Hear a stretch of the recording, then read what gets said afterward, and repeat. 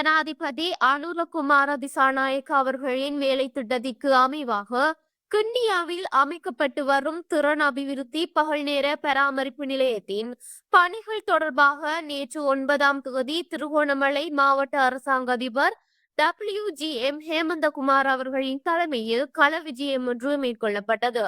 இதன்போது சமூக சேவைகள் திணைக்களத்தின் பணிப்பாளர், மேலதிக பணிப்பாளர், சமூக சேவைகள் திணைக்கள இணைப்பாளர் மற்றும் தொழில் பயிற்சி நிலையங்களின் பொறுப்பதிகாரிகள் கலந்து கொண்டு தற்போது நடைபெற்று வரும் கட்டுமான பணிகள் மற்றும் மீதமுள்ள பணிகள் தொடர்பாக நேரில் பார்வையிட்டு ஆய்வு மேற்கொண்டனர்.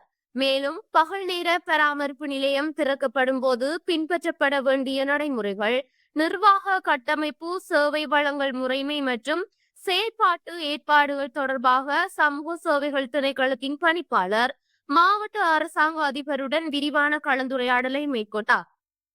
அத்துடன் நிலையத்தில் புதிதாக இணைக்கப்பட வேண்டிய பணிகள், சமூக சேவைகள் திணைக்களத்தின் வழிகாட்டுதல்களுக்கு அமைவாக கட்டுமான பணிகள் மேற்கொள்ளப்பட்டுள்ளதா என்பதையும் அளவு திட்டங்களுடன் கூடிய விளக்கமாக திணைக்கள பணிப்பாளரும் நாவின் நிலையத்தின் பொறுப்பதிகாரிகளும் மாவட்ட அரசாங்க அதிபருக்கு தெளிவுபடுத்தினர்.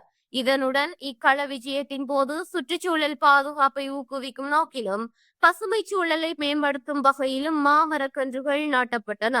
இதன்போது மாவட்ட மேலதிக அரசாங்க அதிபர் சுதாகரன், மாவட்ட செயலக பொறியியலாளர், சமூக சேவைகள் திணைக்களத்தின் கீழ் இணைக்கப்பட்ட சமூக சேவைகள் உத்தியோகத்தர்கள் மற்றும் திணைக்கள உத்தியோகத்தர்கள் உள்ளிட்ட பலர் கலந்து கொண்டனர்.